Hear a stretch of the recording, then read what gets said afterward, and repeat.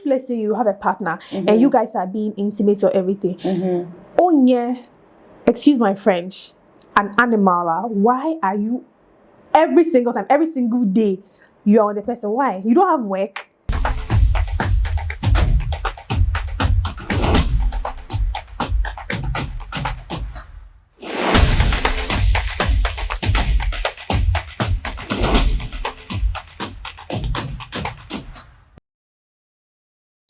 Hello everybody, it's me again, and I'm Sam on your screen once again with Holy Wahala.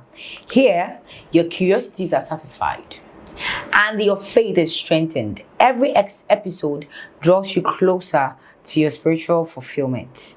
Today is going to be an amazing day, and I promise you I'm bringing you something thought-provoking. Before we go in, I want you to like, subscribe, leave and share this so that somebody can also learn and unlearn and be blessed. Today, I'm here with an amazing person. We love, you love, she loves, we all love. Hey, they give me joy fast. Hi guys, my name is KY. Hi KY. Hi, my love. You're welcome. You should have seen the way I was just smiling when you're talking, because I'm like, that's my girl. Thank you. She's always making me blush. Like, she's always making me blush, even when I don't want to blush. Today, when I got to the office, she hugged me, picked me up. I was so excited to see you. Same here. I haven't seen you like 2 weeks. Yeah, welcome. I don't want to. You're welcome. It's okay. Just like I bring you interesting episodes, so interesting topics every time you see me on your screen, today is not an exception. Guess what? Let me ask you and answer me. Is sex a sin or survival? Do I like this topic? No. But we have to talk about it anyway. Because I'm sure you'll be asking. You've heard people talk about it. Is sex a sin or survival? Survival, like how? What do you think? That's why you are here. What do you think? Survival is basically to not be able to survive without something means that anywhere you can't live. So you can't tell me that sex is one of those things that if you're not having sex, you can't stay alive. Like, are you okay as a human being? Sex is just, I would say, is a necessity to the human body, but it's not survival. Have you ever heard have you ever heard a statement like that before? No. You haven't? Yeah. What part of the world are you You living always shock me. This is my first time hearing it. Really? Yes. Survival. Like, yeah. if you say I've literally heard people say that if I don't do it, he's going to leave me. That's not survival. That's you being manipulated. But you that's that. what they think. If I have to do this for me to stay in my relationship, I have to survive in my relationship. I'm not saying your papa. If you cannot stay, go and get it. Like, But honestly, people actually think that they need that to actually survive. Some people, I think people have really gotten addicted to it. Yes, if some it becomes an addiction, that's where the issue lies. But I still don't believe that you would say that it's a means for survival or something. Food, water, air, even food safe. You can live without food and survive on water. So it's water and air that are like necessities for survival.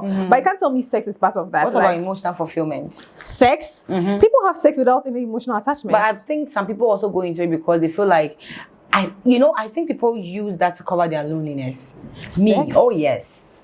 Most people go into that because they feel like, oh, when I do this, I'm going to be emotionally satisfied when I enter into this, and that brings me fulfillment. I've seen somebody tell me that, I did counseling, and the person literally told me that every day, if he or she doesn't have sex, it's like he or she is about to die. Emotional. So to the person, I'm saying he or she because I don't want the person to think that he or she is the one I'm talking about, because I counsel a lot of people. But the person literally told me that without doing this every day, I feel like I'm not going to survive it. That's an addiction, and right? Addiction in itself is not healthy. But do you think it's a sin? Yes. How is it a sin? Hey, but in our time, we've normalized it. Like, it's normal. Oh, actually, yes. I'm not going to take that away from like what you're saying. It's like, for now, there's nothing like, oh, we're waiting. It's there, but it's very rare that like, oh, let's wait till marriage. The person is like, so like, what are you doing? Some people think because you're living together. Why are you living with a man you're not married to? Thank you.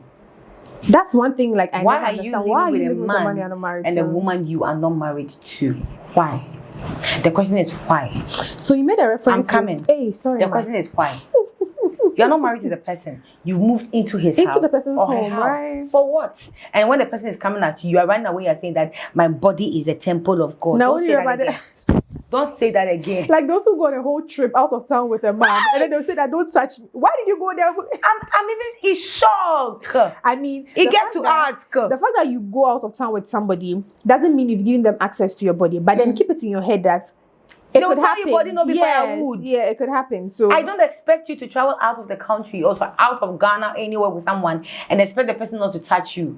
The Bible says that you don't put fire in the bosom of a man and expect him not to burn the person. You are putting fire in my bosom. You don't want to burn me. What are you doing? And then you are taking all the good things, all the goodies, all the Gucci, all the design, and say, please, don't do that. I don't have issues with you. Okay.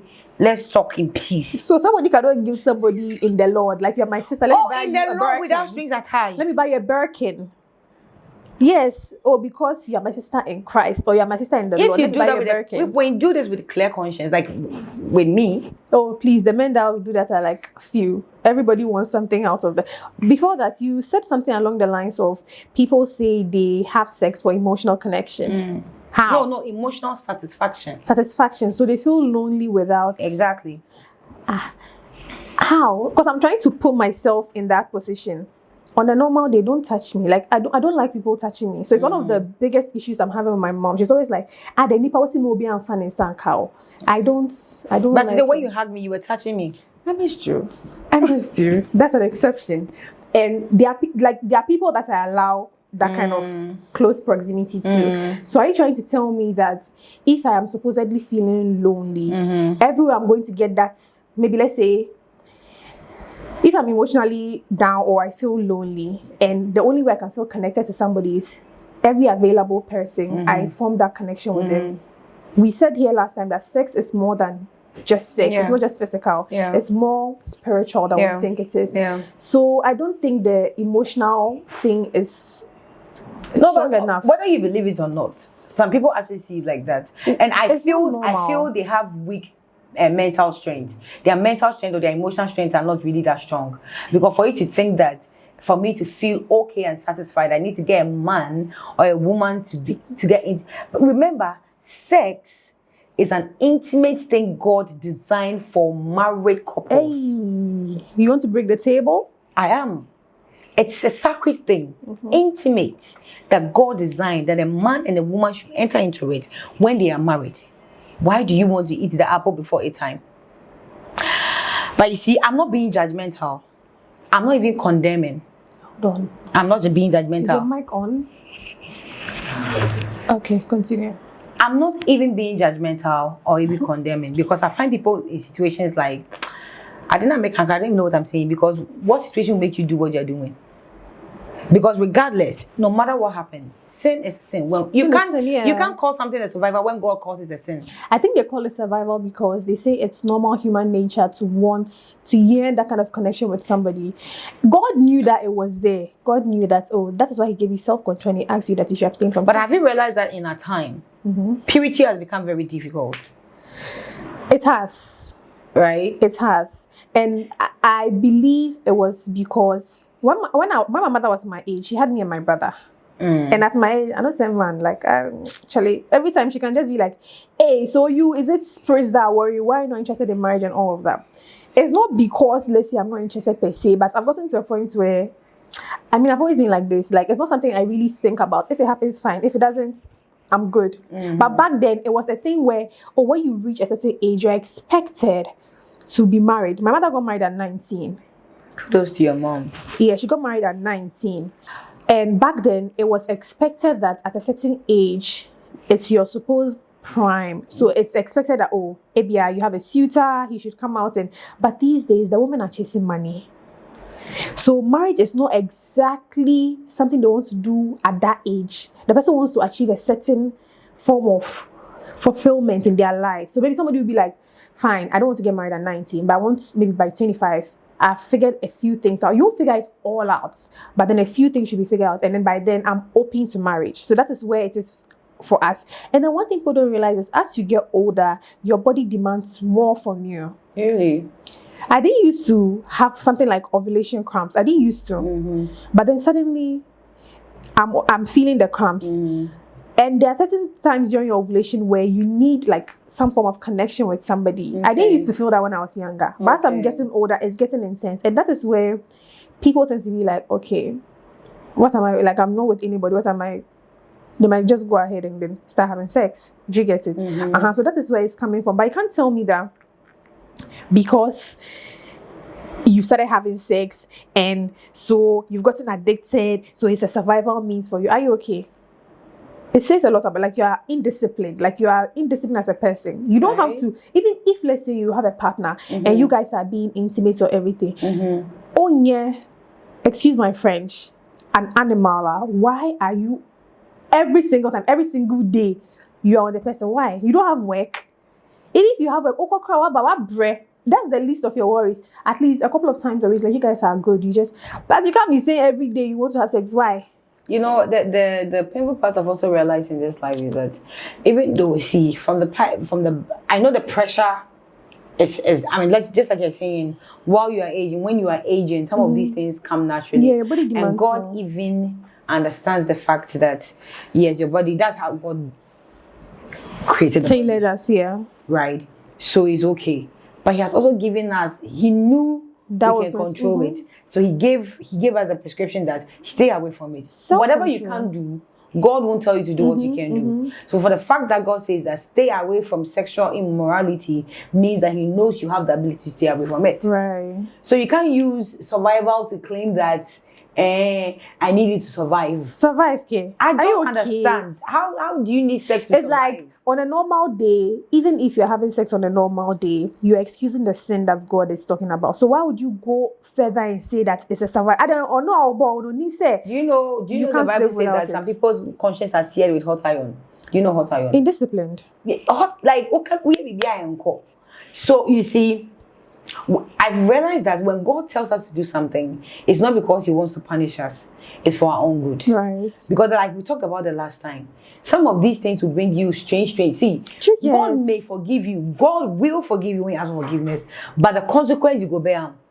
Or you reap the consequence. Yeah. Because God says abstain from sex. You are saying I want to survive by it. Survival. You enter and you end up getting AIDS. What you are saying the survival cry, they vex me. Because survival is how? Like what should then you end up going back to the church, going back to God to go and ask for prayers? Like I told you that I don't know if I told you on set or it was off set where I was like, I found myself in a situation where a man approached me that he liked me, blah blah blah, to the extent of telling me that his wife was pregnant, and then this was the time he needed me more than ever. And yes, because his wife was pregnant. So it means he can't be intimate with her. So it is me that remember, yes, sacrificial lamb, and that is a lot about you. You were the one who put in that position. You got her pregnant, and now that she's not available to satisfy your needs, you are rushing outside to go and look for sex, all in the name of something. Are you okay?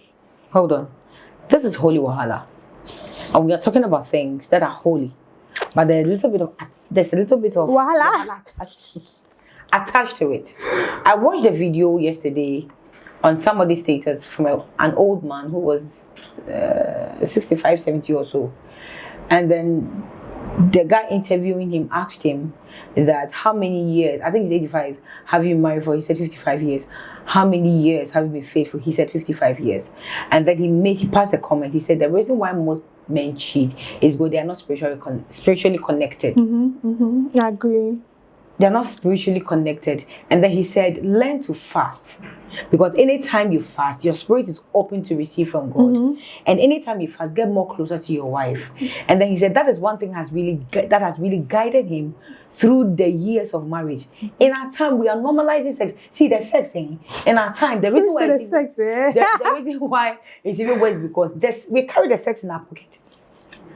That's what I'm saying. In our pocket, you those times, if somebody wants to even watch something more, something that has a lot of nudity in it or more sexual, they have to go and pay for it. They have to travel Netflix, to go and see when they are watching it, like they'll tell you that, oh, this movie contains nudity. Somebody tell you, yes, that's why I'm here. Exactly. That's why.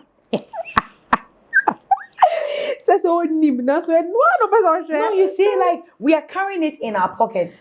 the society has now made it so normal that even students, kids, do it on the street. That is my issue. If you're an adult and you choose that you want to have sex or something, that is fine. But then you see somebody somewhere is trying to normalize these things to like children. So let's say I have a 16-year-old sister, right? In as much as she's close to 18, I try to protect her from a lot of things. But then imagine someone somewhere telling her that, oh, at 16 you can do this, or you can do that, you can have a boyfriend, blah blah blah blah blah. You've made your decisions. Why are you trying to influence another person to make that decision too? And that is where the problem comes as a society, because it will keep going back to the younger generation. Like you said, back then, purity was normalized because it's like, what's a girl? It was so day.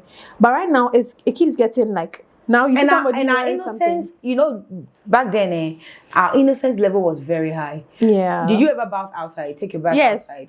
With my pants on, crying, Outside my gate. One papa bore me that day. Because you have a bathroom. Or see, see the gates in the major. No, me put the reason why we had a bathroom. By then we're in a compound house.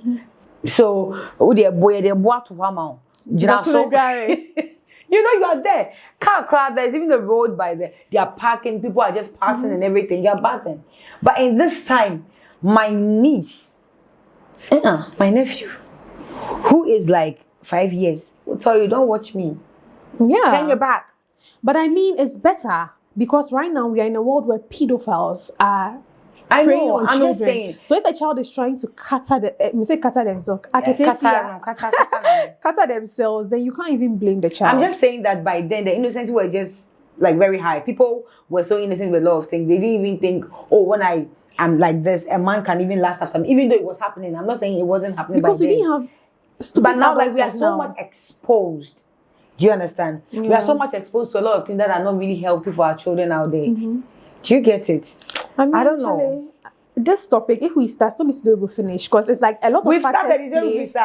A lot of factors play into this whole thing. Amma, it's crazy how there are certain things that, of course, we've normalized in this generation, which shouldn't be the case. But then don't forget the fact that you're a baby call. So I filmed an episode with Arnold earlier on, and I was telling him that we're talking about bloggers and things and how that they are not empathetic towards people when stuff happens. They're just quick to report stories. They don't remember that we have somewhere to go to. Like we have to go back to where we came from. Okay. And in as much as life is sweet, you want all the sweetness in life, you want all the goodness, the benefits that comes with being alive. Always remember that baby, and you have to answer to the life you lived here. And then, Charlie, you live your life according to that. That's just my 2 cents for real. Do you think culture is also playing a part of this? I don't even see. No, our culture doesn't. Because if it's our culture, back then when there were no clothes, how are we dressing? If culture was the issue, then back then there was these things should be like pants. But you see some of these things. Exposure is also a part of it. Exactly, but I'm not even surprised because my Bible says that getting to the end time, sin will abound. Right. Like it will. We're very normal, and we are seeing it in our time. People have. You see, I wanted to talk about Sodom, but I realized that it happened in the Bible days. Sodom and Gomorrah. You think it's not happening now? No, I'm just saying that I was about to even talk about it. Then I realized it didn't start now. Yeah, it started soon. Yeah, but in our time, they share with them. Even if they are bringing it to your bedroom to even accept because it. We've normalized these things and we keep teaching the younger generation. But people were complaining on TikTok that in America, TV commercials were teaching kids how to be with same sex. Be with a man. I even realized that baby shark is it Cocomelon or Cocomelon? Cocomelon. What's it Cocomelon?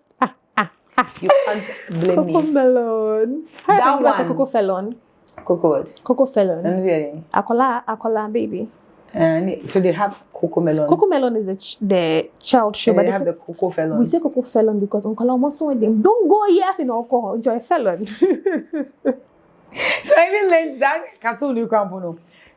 When you, I don't know if it's a Netflix one or something. If you want to man, almost they start initiating into the kids to learn how to. You are free to relate with a girl to a girl, but at that they're introducing these things them to be these things. Hidden. Now I don't know. No, now it's very open.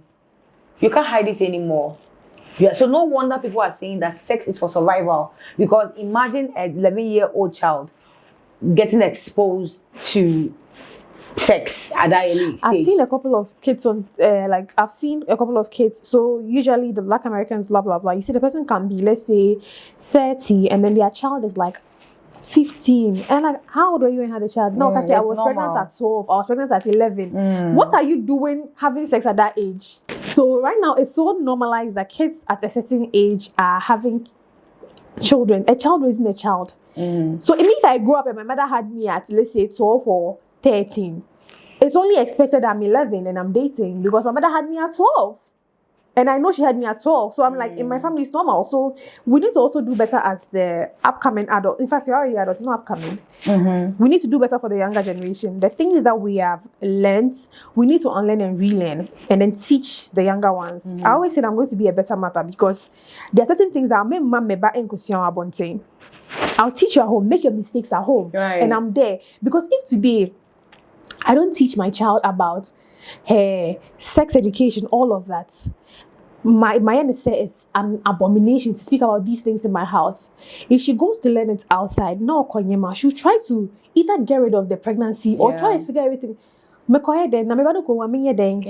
you get it? So we need to do better. Like, we are responsible for ourselves and the younger ones as well. Yeah, basically. But can we something that God calls sin simply because of our, just because we think it's hard to avoid?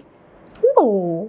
Right? He knows, even my Quran says that God will not burden a soul with more than it can bear. The Bible too? Yes. So he knows that you can do it. That is why he told you that don't do it. Or he knows your capabilities. Even temptation, right? He says, as a man, it's not even just a man, like as a man with reference to a human. As a man, if you see a woman and you start lusting over her, it's a problem with you. That is why when you look at her one time, you lower your gaze. Before you even start having ideas in your head that, oh, this woman looks like this naked. When you see her and she's attractive, you lower your gaze. That is all. But you've already captured this thing already. You have the mental picture. But if you look at her son and you start imagining her naked, you are putting yourself in a certain position. And you've seen, but it was a mistake. God will not catch you with something that was a mistake. You just took a glance and you took your eyes off. I said you go to a restaurant and they give you like, you request for a mocktail, then they give you a cocktail. It's a mistake on their side, but who can't share. Doesn't mean say my can't share. Knowing very well that. That's how when you be that. Oh, but then it's like even we Muslims too. You're not supposed to be eating pork. I've had a few friends that have mistakenly eaten pork. It doesn't mean say what can't share into do. That's how when you can't share. But then it was a mistake. We are in the oh, there. Just finish it. God will not catch you with a sin. God will not catch you with something you know you are clueless about. Yeah. We don't want to go there, but anyways. I'm sure you've learned something and there are questions you want to ask. I'm sure you wish you were here. You would have given us your input. Because you can do that, maybe later on we'll invite you to come. Leave your comment. Tell us what you think. Do you think it's right that we are normalizing sex in our time? Do you think that the people that say that it's for survival, they have a legitimate reason for saying that? Or do you think we can normalize what God calls sin just because it's difficult for us to avoid? I don't think so. God agrees that there is pressure. He knows that we'll go through this temptation, yet he asks us to flee from it. So how can a youth keep his ways pure from all these things? Make sure that you are constantly spiritual. Make sure that you're, and by being spiritual, I mean by being prayerful, reading the word of God. Make sure that you fill your thoughts with good things. The Bible says that if you have anything to think about, think on these things. Think that are good, that are pure, of good report, that are holy. So if you want to keep your ways clean and make sure you flee away from this thing that we've normalized in our society, then make sure you keep your gaze on a higher calling, something good. And also make sure you run away or surround yourself with like-minded people who will encourage you to do well in life. Trust me, the pressure is real. The fact that we are talking about it doesn't mean that we don't experience it. We do. Okay? We do. I wanted to say something, but I decided to change my mind. That's why I have to. She had to reiterate it. We do. We do. Okay? But the Bible says that with every temptation we go through, there is always a way of escape. So one of the ways of escape is don't take anything from a man you clearly know Clark Clark. You can do it with my has got bad intention towards you. Why would you visit a man in his bedroom? We don't do courtship in bedrooms. We don't date in bedrooms. Go to an open space. Go to the restaurant. Go to a place somebody. He can't rape you there. You know you went there. He will rape you in washroom. at the beach. Restaurant. They're shameless men, no, you're I don't join. Just know who you are. I'm sorry. But I'm just saying, you understand? So you have to also tell yourself, see, put some class on yourself, honor yourself, respect yourself, put yourself there. The same way you honor yourself, a man will honor you the same way. Put some pride on yourself and stop this everywhere you are there. Everywhere, they see everywhere. Stop what? Everywhere. What's it? Stop what? Something. You can't be found anywhere. You can't be found. The day you find salt in your food, it's dangerous. Salt is only felt when you taste it, and that's where the value of salt comes in. The moment you eat salt raw, something is going to happen to your body. So don't be seen anywhere they see you anywhere. No, don't do that. God has put a very high tag on you. So tag yourself the same way until I come your way next week or the next episode with another interesting topic. I need you to keep yourself, okay, and pray. Aim high. Have dreams. Pursue them. Make good money. I'm tired. I'll see you. That's KY. I'll see you again. This KY, you guys. Yeah. I love you. Please don't forget to share, like, subscribe, and leave your comments. And follow us across all social media platforms at Kente Studios. She just did my work for me. Yeah, I did it for her.